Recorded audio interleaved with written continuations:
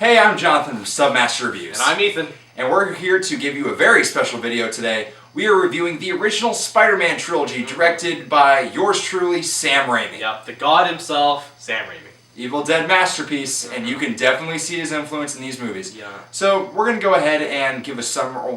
I don't think it's necessary to give a summary for each of these films, or we will when we're actually talking about them.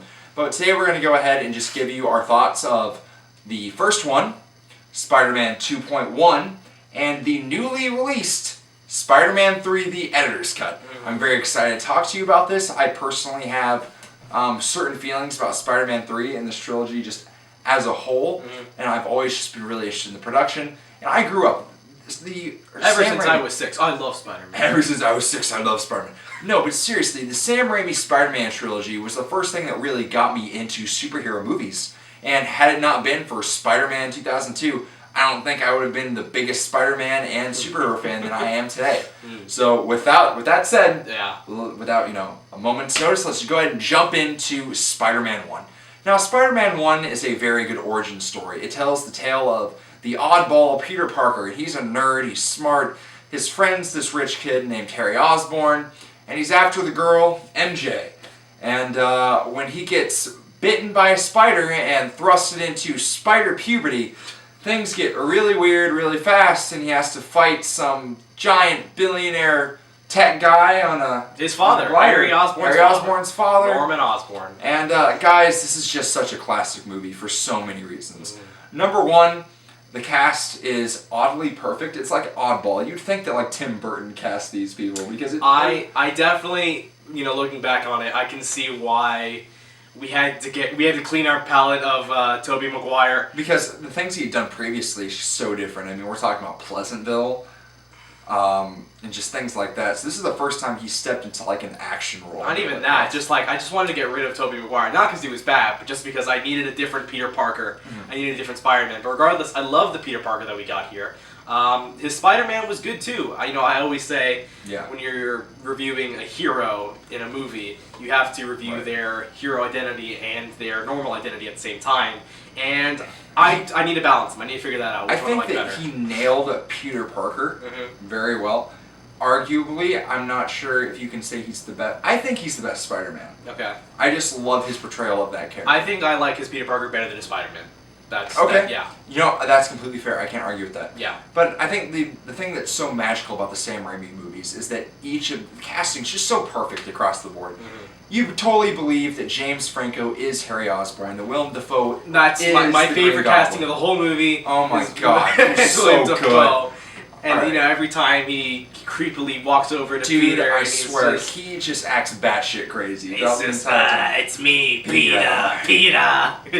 It's perfect. It spawns so many just perfect moments in this. It's great. Also, this film has some excellent action. I mean, just balls to the wall. Classics. Whether or not it looks good or not is a different story. Ooh, all right. There's some sus shots that just don't look quite as good as they used to. It honestly does not hold up very well for very specific scenes. There are quite a few actually. However, anything to do with practical stunts, like there's two scenes in particular. There's the end fight. Oh, don't get me started. In like abandoned. Just a decrepit building. Yeah. And then there's another one in a building that's on fire. Yeah. And both of those scenes are awesome. Yeah. And for the most part, I'm surprised at how much this film does hold up in some respects.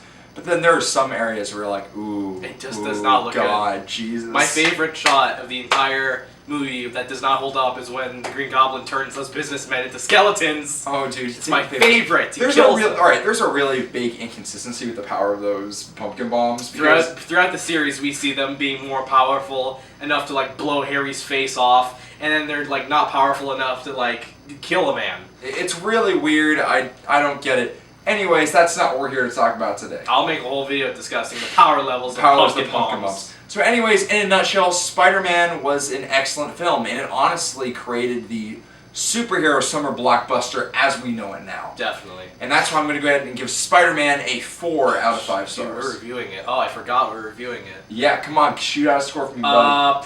Probably going to go ahead and say 3.5.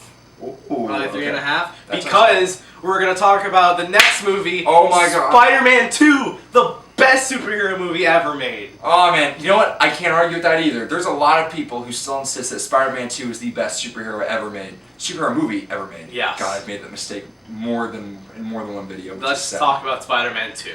Okay, now what can I say? If you ask for a perfect sequel, it's got to be Spider-Man 2. We double down on the crazy action. The story has so much depth and richness. The characters are so fleshed out. Definitely.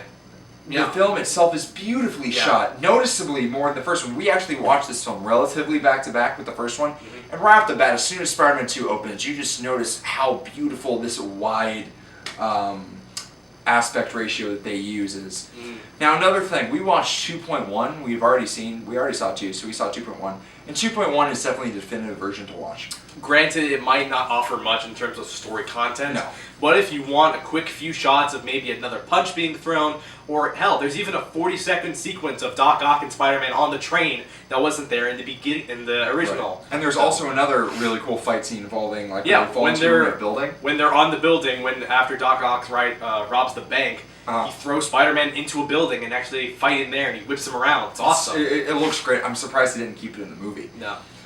Then again, speaking of things that they didn't keep, most of the extended shots are things that they didn't touch upon all the way, so it might look a little suspect there, but regardless, there's still some good. things as well that didn't need to be in there. There's a few things with MJ that we kind of understood why they would cut, but anyways, they added to the characters overall. Yeah, that's fine. And the reason why Spider-Man 2 is so special in comparison to almost every other superhero movie now is just the script. Yeah. The script is excellent. It's so tight, it's perfect. There's no downtime. There's a lot of emotion. It's always either studying a character, whether it's Peter or Harry or Doc Ock or something like that. It's always tight, focusing on that. Or we're getting an awesome action sequence, which is always welcome. Now let's talk about newcomer Alfred Molina to the series.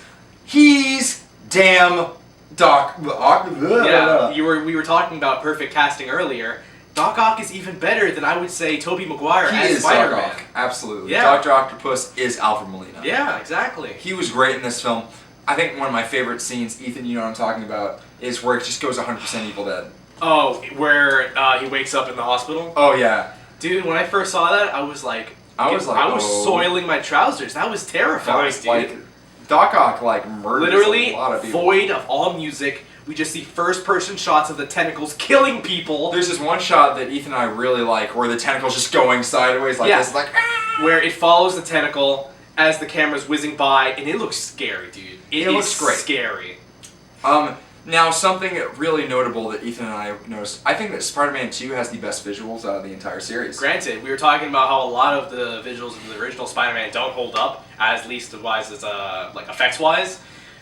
Most everything in Spider-Man 2 looks amazing. It still looks great, yeah. There's so many cool shots. I could think of one off the top of my head at the very end when Peter's swinging with the helicopters. Oh yeah, that was where it doesn't look like it holds up, but despite that, everything looks really good. Doc Ock looks amazing because of those arms. He also does a great job of furthering Harry and Peter's relationship.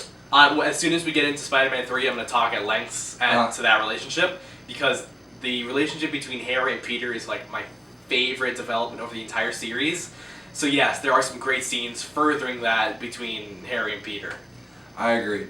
So Ethan, all things considered, what are you going to give Spider-Man 2 / Spider-Man 2.1? Well, obviously Spider-Man 2.1 being, I would say, the definitive version, even though it doesn't add much in terms of story, but it adds a little to the characters, and we get some cooler action stuff, although not much, to be honest. It's 40 to 80 seconds of new footage for action scenes. But really, Spider-Man 2 is the perfect sequel, like you said. It just furthers the relationship between the characters we already love. It adds another great villain to the series. Like I said, it's the perfect Spider-Man movie. I'm going to give Spider-Man 2... again, I wasn't very prepared to rate this, to be honest. At least a 4.5 to 5.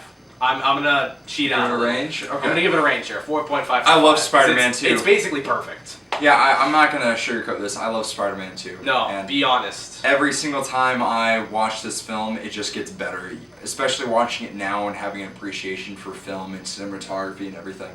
So much went into making this film, especially watching the behind the scenes. Sam Raimi is really a relentless director when it comes to perfection. Right. And how he wants the characters, how he understands each character, and that's what's so important about a film. And I think it's why, honestly, we just don't have these kind of superhero films anymore. We just don't have the level of depth, the complexity in the script. That level of filmmaking is just kind of gone and just no longer expected from a Hollywood blockbuster, and that's sad. And Spider-Man 2 is, honestly, it could be the best superhero movie ever made, just in terms of stories. It's up there. Which is why I'm going to give Spider-Man 2 a 5 out of 5 stars. What do you expect, man? Alright, now we're taking it a step down a little bit. Ooh, okay guys, now let's go ahead and give a little background here. Spider-Man 3 at the time was pretty much, I want to say it was the most hyped superhero movie, if not maybe one of the most hyped movies ever. Because of one word. Because of one word. Venom. Venom. People are like, oh my god, Venom's in it! Exactly. And I remember the first photo that was released of this film was just Spider-Man in the black suit, just hunkering down with rain. I'll show you guys it right now. And people are like, wow, that's crazy. That was enough to convince people that this was going to be the best Spider-Man movie ever, besides And then Venom was in it, and then you heard that Thomas Hayden Church was going to be freaking Sandman. Dude, and the trailers were incredible. Mm-hmm. They looked great. I remember it's like, wow, this could be lit. All the TV spots were great, and when Venom was actually confirmed to be in the movie, everyone's like, oh man. This is it. People were really excited for it. You can't get a better film than this, ladies and gentlemen. Right. And I'm going to go and give you my experience when I watched it the first time. So, right now I'm 18. I'm just giving it, people might think I'm 30. Okay, fair. Doesn't matter. I look, whatever. Get on with it. Anywho, I was in 2nd grade. I was 7 years old when I oh god, that reminds me when I said I was 7 years old when I first looked. Anyways, I was 7 when I went into Spider-Man 3 with my dad, and the theater was packed. We could barely get a good seat. So I ended up sitting towards the edge. I remember I was eating a hot dog. Wow. And I was so excited for the movie to start. And the opening credits went over, and it's cool. I'm like, okay, we're in this. And then I remembered about halfway through the feeling of awe that Spider-Man 3 was happening. I was actually watching it started fading off. Damn. And I was like, okay, this is good. And then at the end I was like, is it bad that I think I was supposed to feel a little bit more than I did? And I was in 2nd grade, and I was entertained, of course. Right. But watching it again and again, I can honestly say that although this movie is nowhere near as bad as people give it shit for, it's definitely one of the most disappointing superhero movies of all time. I was just going to say, coming from Spider-Man 2, this is such a hype movie, and honestly, I don't think, like you said, it's as bad as people say. I don't think it's a bad movie. No, really. It's actually a pretty good superhero movie. One of the only things I would say about it is that, it's very rushed towards the beginning. It doesn't develop much, although once it gets going. So that's why I'm not going to say it's a bad movie. That's why I'm going to say it's a bad Spider-Man movie. Yeah, I agree. So let's go ahead and jump into the problem that I'm sure every one of you have heard. This movie just has way too much going on. Yeah. And it wastes absolutely no time just shoving One of the you things into that everything. I think absolutely does not belong in the mess that is Spider-Man 3 is all the relationship drama that happens. Oh, there's some bullshit. Like, that MJ shit doesn't Because she... Alright, well, let's see. She starts off with Harry in Spider-Man 1, ends up with Peter in Spider-Man 2, leaves Peter in Spider-Man 3 to go to Harry, leaves Harry to go back to Peter in Spider-Man 3 again. Alright, MJ is basically a hoe in this thing. She's just like trading between the same two guys over and over again. I was joking, it's like, wow, you know what? She can actually ask, like, wait, who's bigger? Yeah, so the relationship drama is just tiring. It's boring ridiculous. In Spider-Man 3, and I'm tired of it. And we'd rather develop characters like the Sandman. But, okay, I think Sandman definitely gets the short stick in this film. Yeah, I was surprised of how much, time Harry Osborn got. As, we had so much time with him throughout the entire series, we didn't get much of Sandman. No, we didn't, but you know what? I'm kind of happy, because you can totally tell that for Spider-Man 3, Sam Raimi really just wanted to finish that arc. I could definitely feel he didn't put as much love as he wanted to in Spider-Man 3 as he did with the rest of the series. No, and honestly that's because the studio forced him to put Venom in the movie. He didn't like Venom. He doesn't like him as a character. He finds him uninteresting. Right. And, of course, I think a lot of fans would disagree with that. when a director is just not okay on board with what he's filming, you can definitely tell that there's something sort of half-assed. You can tell that he's just like trying to work And that's his way why around it, Venom and he doesn't was feel just comfortable. shoehorned in at the end of the film. And I have to say, for being shoehorned into the end of the film, It was okay. it was pretty cool. Ethan and I were watching, it's like, wow, that's actually terrifying. in No, a few yeah. different scenes. Everything that has to do with the design and the handling of these characters was done very well, although I wouldn't say that they were used very well in terms of the story. Now, what I did like about this film, like I said before, the relationship between Peter and Harry and how it really escalates this time around. Yep. And I remember there's one scene I love in particular. When, Peter's just on his moped, just going home. All of a sudden, Harry just swoops in. He's like, you knew this was coming. The entire dynamic when Harry forgets everything that's happened. That was kind of cool. Not to make a pun here, but I forgot that even happened.